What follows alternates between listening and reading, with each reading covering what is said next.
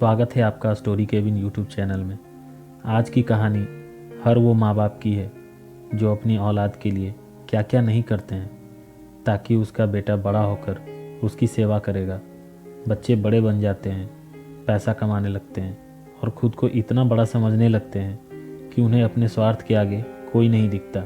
माँ बाप भी बोझ लगने लगते हैं और बुढ़ापे में माँ बाप की सेवा करने और उन्हें खुश रखने के बजाय उनमें ही दोष निकालने लगते हैं। एक बहुत ही भावुक कर देने वाली कहानी, पूरा ज़रूर देखें। अगर पसंद आए तो इस चैनल को सब्सक्राइब और वीडियो को लाइक ज़रूर करें। एक गांव में श्याम अपने पत्नी के साथ रहता था।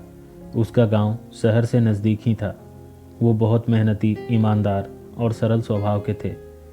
उन दोनों की भगवान में बड़ी आस्था थी क्योंकि उनका कोई औलाद नहीं था। बस यही एक बात हमेशा उन्हें तकलीफ़ देती थी कि आखिर भगवान ने उन्हें कोई औलाद क्यों नहीं दिया।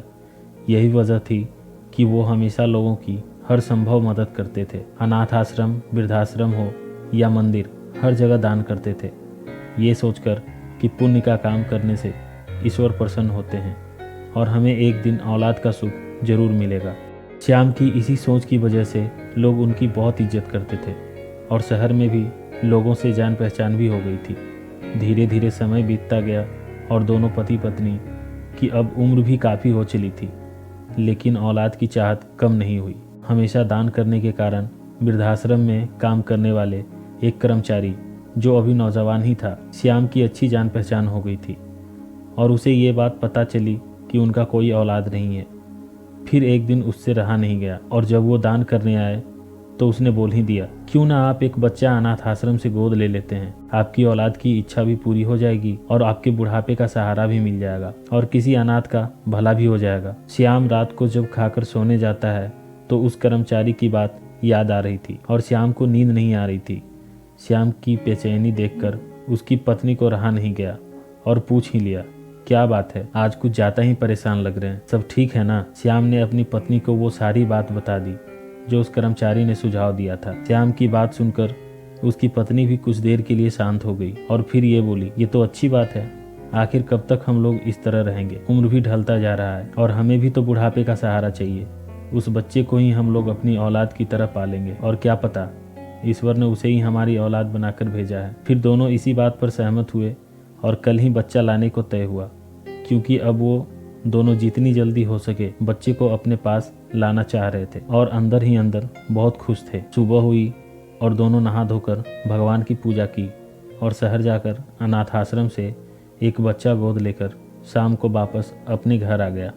अब वो दोनों बहुत खुश थे, जैसे कि उनका जीवन सफल हो गया हो और ईश्वर को सैकड़ों बार धन्यवाद किया। खुशी खुशी जीवन कट रहा था। कई साल बीत गए। अब वो बच्चा 10 साल का हो गया। श्याम और उसकी पत्नी भी अब वृद्ध हो चुके थे, फिर भी अपने बेटे की भविष्य के लिए मेहनत करना नहीं छोड़ा। फिर एक दिन वही हुआ जो नहीं होना चाहिए। श्याम को दिल का दौरा पड़ा और वो चल बसा। अब तो उसकी पत्नी पर जैसे दुखों का पहाड़ टूट पड़ा। कैसे पालेंगे अपने बेटे को, ये सोचकर उसकी पत्नी रोए जा रही थी। जैसे तैसे समय बीता और श्याम की पत्नी मेहनत मजदूरी करके अपने बेटे को पढ़ा लिखा कर नौकरी लगवा दी। अब ये सोच रही थी कि आज इसके पापा होते तो कितना खुश होते। समय के साथ अब वो भी काफ़ी बूढ़ी हो गई थी। एक दिन उस बूढ़ी माँ को उसके बेटे ने वृद्ध आश्रम ले जाकर छोड़ दिया। इस माँ का ये वही इकलौता बेटा था जिसके लिए श्याम और वो जीवन भर संघर्ष किया। इस बेटे के लिए वो सब कुछ किया जो एक माँ बाप को करना चाहिए और आज भी अपने बेटे को किसी भी तरह की परेशानी ना हो इसलिए वृद्ध आश्रम में रहने के लिए तैयार भी हो गई। आज उसे श्याम की बहुत याद आ रही थी और ये सोच रही थी कि अच्छा हुआ ये दिन देखने के पहले ही वो चले गए। वृद्ध आश्रम में रह रही वो माँ हमेशा अपने बेटे को याद करती, मगर बेटा केवल साल में एक बार उसको मिलने जाता या फिर फ़ोन से ही बात कर लेता। ये सब देखकर अब वो भी ईश्वर से प्रार्थना करने लगी, हे भगवान, हमें भी श्याम के पास ले चल। समय बीतता गया।